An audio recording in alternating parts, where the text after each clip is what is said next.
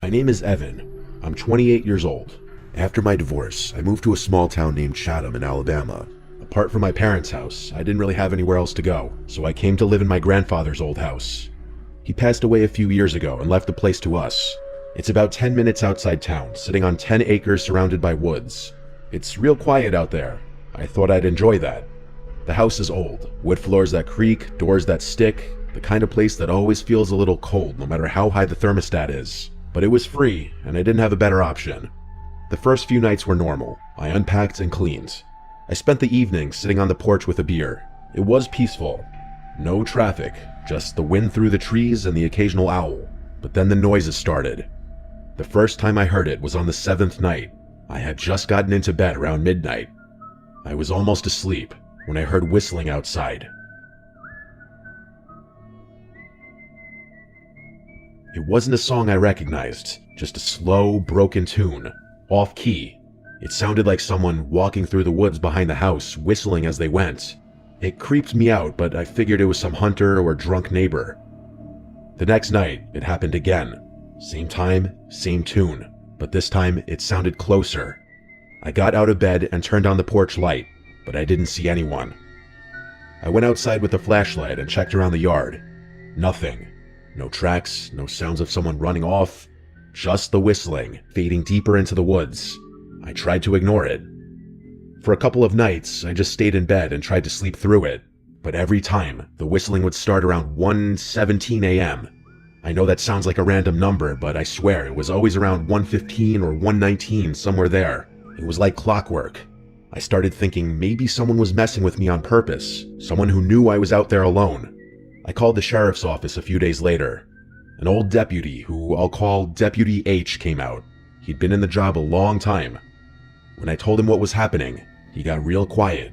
He said word for word, "Your granddaddy used to call us about the same thing. Said someone was whistling around the property late at night, always in the spring. We never found anything. I figured he was just getting old, but now you're hearing it too." That shook me. I had no idea my grandfather dealt with this. Deputy H told me to keep the doors locked and stay inside after dark. I started doing that. Not like I wasn't already. I double-checked every window. One night I even put chairs under the doorknobs, but the whistling kept coming. Closer every night. One night I heard it behind the shed. It was louder than usual, like the person was standing right outside. I grabbed my flashlight and looked through the blinds. I didn't see anyone, but I didn't dare go outside. The next night, I heard it from the front porch, right by the door. 3 long whistles, then silence. The night after that, it came from under the floorboards, I swear to God. It was like someone was in the crawl space, whistling up through the vents. I didn't sleep at all that night. I started digging through the attic the next day, trying to find anything my grandfather left behind. I found a box of his journals. He wrote about the whistling. He said it happened every spring for over 10 years. He didn't know who it was, but he thought it was someone watching the house. He said he used to sit up with a rifle by the front door just in case. He said it only ever happened when he lived alone, after my grandmother died. I called Deputy H again. He came by and read the journal, and he looked nervous. He told me to be careful. He said don't open the door if you don't know who it is. That night, I stayed up. I sat on the couch with a shotgun across my lap, a shotgun I barely knew how to load. I waited. At 1:17 a.m., the whistling started again, but this time, it didn't come from outside. It came from the hallway, inside the house. I froze. The hallway light was off. I could hear the whistling moving closer, step by step. I stood up, aimed the shotgun, and shouted, "Who's there?" The whistling stopped. I flipped the hallway light on. Nothing was there. No one. I didn't sleep again after that. It was 2 nights since then, and I hadn't heard it again. I was getting sick. I didn't know who this person was. I didn't know why they picked me or my grandfather, but it was real, and I knew it was. I don't believe in hallucinations to that degree, nor do I believe in anything paranormal. This was a real person. After that night, things went quiet for 2 days. No sounds, no movement, no sign of anything. I thought maybe it was finally over. On the 3rd night, I went to bed just after midnight. I didn't stay up this time. I left the hallway light on just in case. At exactly 1:17 a.m., I woke up to a new sound. Not whistling, knocking. Slow, paced-out knocks. 3 of them. They were coming from inside the house, from the back door. Then silence. I didn't move. I stayed in bed, listening. A minute later, I heard a new sound. A creak from the floorboard in the hallway. Then another. Someone was walking. The hallway light went out. I grabbed my shotgun, heart pounding, and stepped out of the bedroom. The hallway was dark, but at the end of it, I saw something. A person, wearing black clothes, pale face. They were standing perfectly still, just watching me. I raised the shotgun, but my hands were shaking. I tried to speak, but my mouth was dry. I raised the shotgun, but my hands were shaking. I screamed, "Don't move," with my shaky voice. I saw in the dark the person slowly start lifting their leg and turning as if they were about to run. I screamed, "Stop," and at that moment they darted out of the hallway, out of my line of sight. I heard their surprisingly heavy footsteps stomping out the front door into the dark. I ran outside and fired a shot, not into the air, but straight ahead into the darkness, low-key hoping I'd hit him in the dark. I screamed, "Don't come back." The shot hurt my ears, ricocheting off the walls of the house and the deck. I locked up the house, got to my truck, and drove into town. I slept in my truck that night. The next morning, Deputy H drove out there, and the front door to the house was unlocked again. That confirmed whoever that person was had a key to my grandfather's house.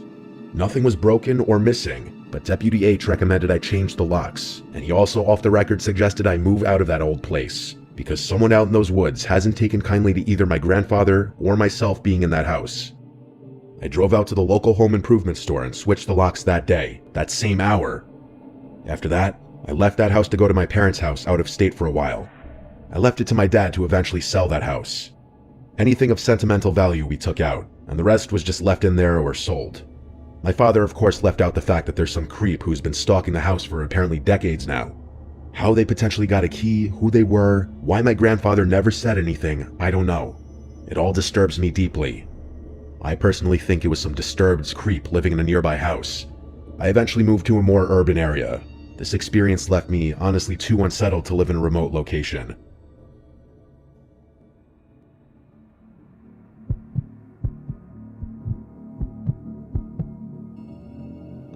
I'm 16 and live in the city now, but I spent the first 8 years of my life in the countryside. For some people, it might seem weird, as I was allowed from a very young age to walk around the small village without being supervised by my parents. The area itself wasn't very big, and the entire population was about 90 people maximum. Basically, everyone knew everyone, to the point that me and my friends remembered the car numbers and whom they belonged to. It was a hot summer day. My friend and I, who I'll call Julian, were dead thirsty for some Coca-Cola. Back then, soda was very cheap at those little supermarkets, and we really needed a couple of pennies to get the right amount of money to buy 2 cans. Luckily, an old woman called us from her house. She explained that she was going to make some mint tea for everyone since her birthday was coming up. The issue was, she ran out of mint plants, so she told us that if we'd fill 2 plastic bags with mint leaves, she would buy us as much soda as we wanted. Julian and I thought it was a great idea, since I didn't want to ask my parents for any money. Soon later that day, we started digging. The sun was literally frying our foreheads, and our clothes were soaked in sweat. We searched for mints, but despite our efforts, we barely filled half of the first plastic bag. Both of us were very mad, since we knew there was no way we would actually manage to gather enough leaves before the sun went down. Still, we kept walking and looking around, hoping that some miracle would happen and we would find a field full of plants. Suddenly, 2 tall guys approached us, completely out of nowhere. And when I say tall, they were probably like 5'7", yet they seemed like giants to our 7-year-old selves. And what surprised me the most was that they were both covered in black clothes, with large hoodies and tight pants. None of them looked older than 17, despite being very hard to make out their facial features. They talked to us in a very friendly, childish voice, their words carefully chosen to not raise any suspicion. "Are you kids both alone?" Julian looked at me. He seemed a little worried, and made a hand gesture that signed to leave. Unfortunately, body language was never my cup of tea, so I didn't understand what he wanted us to do. I shifted my attention back to the 2 guys, and spoke in a rather cheerful voice saying, "Yeah, we're actually looking for some mint plants," and then asked where we could find a bunch of those. We've been looking for so long and we're really tired. Now, I'm not really sure, but I have a short flashback of one of the two guys smirking when they heard what we were looking for. One of them crouched next to me and patted my head. Julian quickly came close to me, pulling me back by the arm a little when he saw the guy touching me. His expression was serious, almost a little panicked, and he asked, "Who are your parents?" You see, from where I come from, that question requested the answer to be by last name, since there were so few people, not many new generations were born. So asking who your parents were was a common way to identify the entire bloodline of the person. Julian was born in the countryside, so he knew the people much better than me. I assume he was scared because he didn't recognize the two guys, and the fact that they were talking to two small kids without anyone around and even patting my head instantly sent a red flag to him. Just as he feared, they avoided the question, looking like I was their main interest. "Actually, I've seen a big field of mints. You see that hill over there? That's where we come from. If you want, we could lead you to the field and help you fill those bags, or even more." Of course, we knew that hill. Julian and I and the other kids would play hide and seek in its forest at night, and it was such fun I can't even describe it. But still, not once have I ever seen any sort of mint field. After all, the only things that grew there were corn, grapes, and some watermelons. Again, I was a very idiotic kid, and all of those red flags meant nothing serious to me. I nodded eagerly, pulling Julian by the arm to come with me. The guys seemed satisfied, and began to lead the way. We were walking further and further away from the village, and I could feel my friend's hand tremble in mine. At that point, I felt a sudden shiver down my spine, as the village was now completely nowhere to be seen.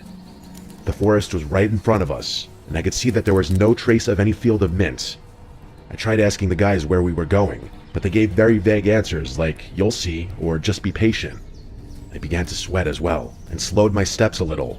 Panic was rushing through my veins, and I quickly realized something bad was going to happen, but for some reason, I couldn't stop walking. I knew for sure that if either of us tried to step back, something really, really bad would happen. Then, very discreetly, Julian came close to my ear, and I still get chills remembering this so vividly. He whispered as silently as he could, "There's something wrong with these two. Run." That was the last thing I heard when Julian began sprinting downhill like crazy, his hand not breaking contact with mine for a single second. I was running as if my life depended on it, and it probably did, actually. I could hear the two guys curse, and eventually they started chasing us from behind. I started crying loudly with fear, not stopping in my tracks. I'm sure I wasn't even breathing, and I can't understand how in the world I ran for almost 2 kilometers back into the village without a break, or a breath. The woman who asked us to look for the mint saw us both, full of tears and sweat. Our faces were pale, as if all the blood left our bodies in that very moment. At some point as we got closer to the village, those guys must have stopped following us. She calmly took us inside and gave us some chocolate to feel better. She asked what had happened, and Julian was the one to tell her since my mouth was completely paralyzed.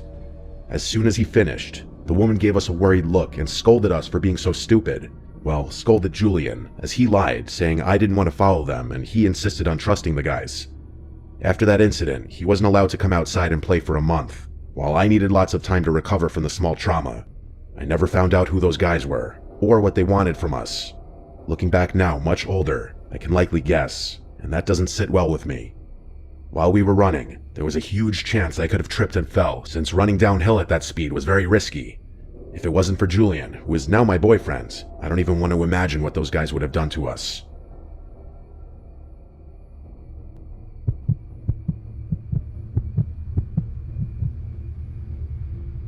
My parents used to work a lot when I was little. They both had to work 2 jobs because they needed extra support for me and my older brother Cameron. Their jobs kept us on our feet, but still required them to be gone most of the time, so they hired a babysitter for us on some website. It was a young white girl, maybe early 20s, named Michelle. For about 4 to 5 months, Michelle came over every weekday to babysit us. Me being 7 and Cam being 8, we both loved having Michelle around. She was young, polite, and very energetic, which meant we could have a lot of fun playing with her versus some old lady that's always tired and in a bad mood. Cam and I did online classes because school would be too hard for my parents to keep up with. Michelle also helped with that a lot. When summertime came around, my parents told Michelle she should go relax for a bit. You know, they wanted her to have a nice summer vacation, especially after all she'd done for us. But that also meant that we didn't have a babysitter for the summer. My parents didn't want to go through the process of finding a trustworthy babysitter, so they decided to just take Cam and I to our grandparents' house. They lived in Texas in the countryside, which is a little far from our house in Oklahoma, but it would be worth a drive given we'd be there all summer. The weekend came around, and on Saturday, we started our drive. The ride was beautiful, but obviously to little me, it was the most boring, nauseous experience ever. We finally made it to their house after what felt like forever. It was a medium-sized cabin-looking house in the middle of a big open field and woods around the back. A little off to the side was kind of a barn-style building with an area for animals such as cows, goats, chickens, and other cool stuff. We all said our hellos, and right away, my grandpa wanted to take Cam and I on a little tour around the place. My parents stayed inside talking to my grandma as she cooked dinner for us. The night was amazing. We got to catch up with Grandma and Grandpa, and we played a little bit with their dog Cora. When it was time for bed, my brother and I shared a room with a bunk bed and a TV. The room next door was another bedroom where my parents slept. My mom and dad fell asleep very fast because they were tired from the drive, and they had to be home the next day for work on Monday. Cam and I stayed up a little bit longer watching some cartoons on TV. After a bit, we finally went to sleep with the TV on. Around 2 a.m., I was woken up by the sound of footsteps outside my window. Heavy footsteps. I couldn't see what was out there because the window had blinds over them. The footsteps didn't wake up Cam because the TV was still playing, but I could still hear them. I then heard a weird noise coming from the window, and after 2 seconds, I heard a grunt. Someone was trying to open it. I went to my parents' room to wake them up and tell them. They didn't really believe me and thought it was my imagination, of course, but when they went to check, nothing was there. So they just brushed it off as an animal sound. We were in the middle of nowhere after all, and maybe my kid brain really did think it was something it wasn't. I fell back asleep after 5 minutes of just laying there. In the morning, I woke up to the delicious smell of my grandma cooking breakfast as my parents were packing to go home. We all ate together, then my parents were off. Once they left, my grandpa took Cam and I to go feed the animals while taking Cora on a walk. I wanted to have Cora's leash, so my grandpa handed it to me, saying to hold on tight. As we were walking along the trail, I found myself having to pull Cora a little bit every 5 seconds. When I finally looked to see why she wasn't walking, I saw her staring at something. She was staring in the woods. I was a little scared to look in the direction, but when I did, I saw a black figure standing there staring at us. Even though it was all black, I could tell he was looking at us. He was half behind a tree with his hands on the wood, as if he were trying to peek over, but with his whole body. I turned to my grandpa to tell him, but him and Cam were already like 15 feet ahead of me. I ran to catch up with them while having to pull Cora a little bit, but once I told my grandpa about the man in the woods, the man vanished. It was like he was never even there. I thought I would have been able to see him if he ran off, but where could he have gone? My grandpa heard about what happened the night before, so me telling him something like that couldn't be me playing tricks on them. I could tell in his face that he was concerned, but he just told me that it was okay and that it was probably a deer in the distance, and that when I ran, I scared it off. After we fed the animals, we went back to their house. We enjoyed the rest of the day watching movies and playing outside in the sprinklers. That night, my grandma made the best dinner too. There was a lot of food, so after eating, I was really tired. I took a quick 10-minute bath and headed right to mine and my brother's room. Again, we watched cartoons for a bit and fell asleep. Around 1 a.m., I was woken up by the sound of humming outside the window. It was humming to the theme song of Cyber Chase, the show that was playing. Cam, being the heavy sleeper he was, didn't wake up to it. And as I said earlier, the blinds were over the window, so I couldn't see what it was. But I knew for sure at this point it had to be a person. At first, I thought it was my grandpa outside smoking, and for some reason he started humming the intro because he heard it through the window. Of course, that was a dumb explanation, but me being the kid I was, I yelled out, "Grandpa?" The humming stopped. After 30 seconds of no sound, I then heard, "Hey, it's Grandpa. Come out here, kid. I want to show you something cool." I then proceeded to put on my shoes and went outside. There were no lights, but I remember how beautiful the night sky looked. I finally got to my window where I saw my grandpa standing. He reached out his hand for me to grab it. I took his hand, and he started leading me towards the barn. I tried talking to him, asking where we were going, but no answer. I started to rethink what was happening. Why would my grandpa be outside at 1 a.m. showing me something cool? Why was he wearing a sweater with the hood up? Then I looked at my grandpa's hand and really paid attention to it, only to realize it wasn't my grandpa's hand. It was the hand of someone much younger. I tried to pull my hand away, but his grip only got stronger. I didn't want to let him know I knew something was wrong, so I stayed quiet, even though my heart was pounding. Then I looked behind him and noticed a long handle sticking out of the back of his pants. That's when I really panicked inside. Suddenly, I heard my grandpa's voice calling from the house. I didn't say anything back, but the man turned his head toward the sound. In that moment of distraction, I yanked my hand free and started to back away. The man stood there for a second, then suddenly bolted toward the woods. I ran straight for the house, yelling for help. By the time I got inside, my grandpa was waiting for me with his arms wide open, and my grandma had the phone to her ear talking to the police. Not long after, the cops showed up and started searching the area. They found the man hiding in a ditch not far from the house. In that ditch was some stuff he'd taken from the barn, and most disturbingly of all, they said he had an axe tucked into the back of his pants. After further investigation, they found that the lock on my grandpa's shed had been broken off, leaving it open for anyone to get anything they pleased. In the shed were a lot of tools that could have caused more trouble. After a couple of days, my grandpa found out that that man turned out to be Michelle's ex-boyfriend, who I'll just call Dave. Dave admitted to have been stalking us and planned to take me that night. He figured it was easier to take a little girl, so he went after me. He said he wanted to take me because he knew Michelle cared about me a lot, and if he had threatened to hurt me, he could make Michelle do anything. Dave stated he mainly wanted to use me to get back with Michelle because he wanted to start over and live a happy life with her. He claimed he was never actually going to hurt me. After this whole incident, our parents picked Cam and I up a week later and started looking for better jobs so they could be home with us more often. They also let Michelle go, which is understandable. I'm so grateful that the police station wasn't that far from my grandparents' house. But most importantly, I'm thankful my grandpa had woken up that night to use the bathroom. Even after 20 years, it still gives me chills to think about what would have happened to me that night.